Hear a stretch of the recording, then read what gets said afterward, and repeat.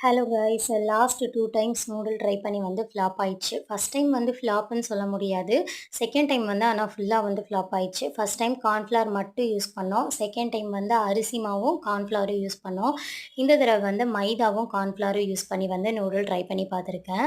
மைதா மாவ விட கார்ன்ஃப்ளவர் மாவு வந்து கொஞ்சம் அதிகமா இருக்க மாதிரி வந்து இன்னைக்கு எடுத்திருக்கேன். மெஷரிங் கப்ல பார்த்தோம்னா 1/3 கப் இருக்குல்ல, அதில வந்து 1 கப் கார்ன்ஃப்ளவரும், 1/4 கப் இருக்கிறதுல 1 கப் மைதாவும் எடுத்திருக்கேன்.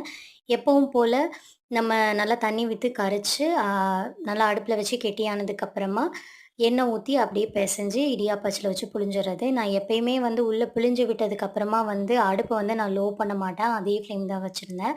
ஆனா இந்த தடவ வந்து அடுப்ப வந்து ஃபுல்லாவே சிம்ல வந்து வச்சுட்டு பாயில் பண்ணி எடுத்தேன். நூடுல் வந்து சூப்பரா வந்திருந்தது. உடையவே இல்ல. நம்ம எதிர்பார்த்த மாதிரியே சூப்பரா வந்திருந்தது. வீடியோ புடிச்சிருந்தா லைக் பண்ணி சேனல் சப்ஸ்கிரைப் பண்ணுங்க. நாளைக்கு இன்னொரு சூப்பரான விளாக்ல பார்க்கலாம். பாய் பாய்.